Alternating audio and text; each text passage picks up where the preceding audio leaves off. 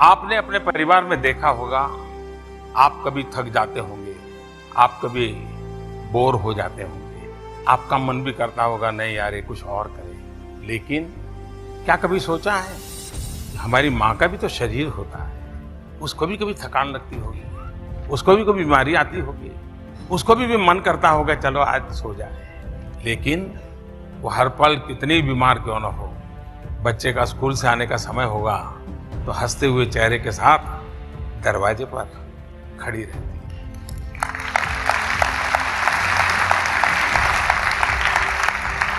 अगर उसको कोई सवाल पूछे कि माँ तेरे में ये ऊर्जा कहाँ से आती है, तुम दिन में 24 घंटे 8 घंटे किचन में खड़ी रहती हो, इधर दौड़ती हो, टेलीफोन आया तो उसको उठा लेती हो, घर की घंटी बजी तो दौड़ जाती हो, मेहमान आया तो पानी पिला लेती हो, काम वाली नहीं आई तो उसको बुलाने के लिए कोई व्यवस्था करती है, नहीं इतनी सारी चीजें कैसे करती है? क्यों?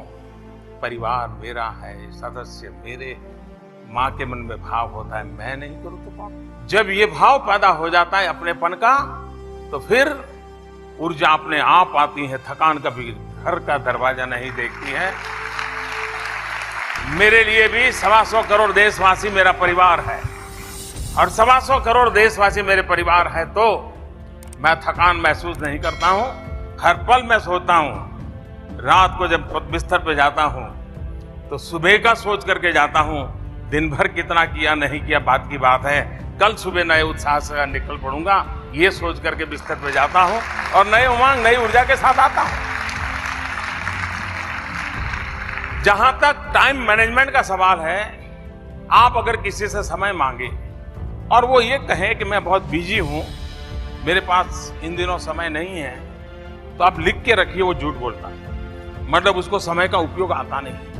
ऐसा कभी नहीं हो सकता है अगर आप अपने समय के संबंध में जागरूक। आप में से बहुत कम लोग होंगे जिन्होंने सचमुच में अपने 24 घंटे की दिनचर्या का एटलीस्ट 1 वीक का एनालिसिस किया होगा, बहुत कम होगा। आप एक काम कीजिए, बीते हुए एक सप्ताह में आप सुबह से शाम तक अपना याद करके लिखो समय का क्या उपयोग किया, तो आपको ही पता नहीं होगा कि मैंने ये काम क्यों किया यार, मैं तो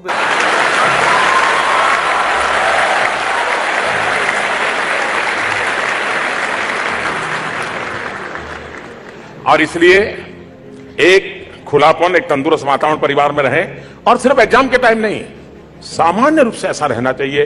हमारे यहां तो शास्त्रों में कहा गया है कि बेटा बेटी 18 साल के हो जाए तो माँ बाप ने उन्हें मित्र के रूप में मानना चाहिए। संस्कृत में बहुत बढ़िया सुभाषित है, उनको मित्र मानना चाहिए। खैर मैंने तो पहले कह दिया कि मैं आज मित्र हूं आपका, और आज नहीं हमेशा हूं।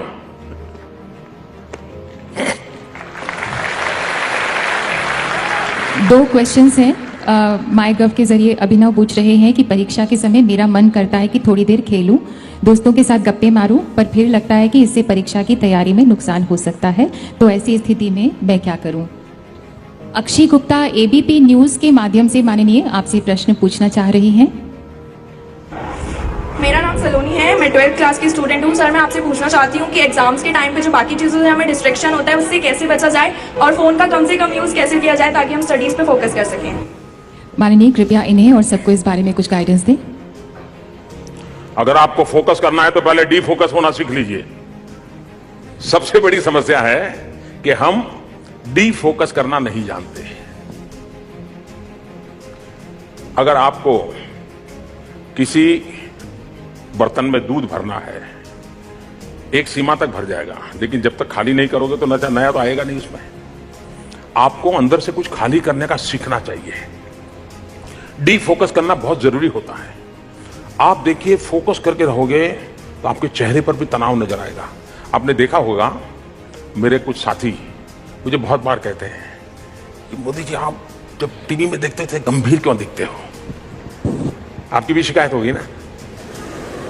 मेरा वो नेचर नहीं है, लेकिन जब मैं बिना काम बैठा हूं, किसी समारोह में बैठा हूं, मंच पे बैठा हूं, तो एकदम सोचने में चला जाता हूं, तो मेरा चेहरा वगैरह फिर उसी में उलझ जाता है। तो मेरे फेशियल एक्सप्रेशन वगैरह सब देखने वालों को यार टीवी बंद करो, ऐसे ही लगता होगा यार ये मोदी आ गया। क्यों? क्योंकि उस समय मैं डिफोकस नहीं करता हूं, लेकिन उसी समय मंच पर बगल वाले से थोड़ी बात करता हूं तो एकदम से आप देखते होंगे मुझे रिलैक्स महसूस करते होंगे आप। तो मैं जैसे ही डिफोकस होता हूं सब कुछ सरल हो जाता है। और इसलिए 24 घंटे एग्जाम, कैरियर, परीक्षा, ये जो शब्द है ना जी, suggestions, sure suggestions, laboratory, practical, न जाने क्या क्या शब्दों, अगर आपका कोई आज के युग के जमाने में अगर डिसेक्शन किया जाए तो यही शब्द भम भम भम करके निकलेंगे, क्योंकि यही शब्द भरे पड़े हुए हैं।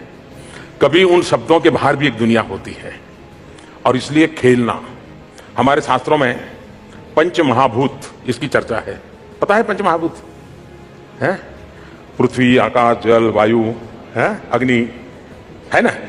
आपने कभी मार्क किया है दुनिया में कितनी बड़ी बड़ी कंपनियां बहुत बहुत सी ब्रांड बेचती होगी कि ये स्प्रे लगाओ तो फ्रेश हो जाओगे, टिकना करोगे तो फ्रेश हो जाओगे, लेकिन आप कितने ही थक करके आए हैं, ऐसे ही मुंह धो देते पानी से, फ्रेश हो जाते कि नहीं है?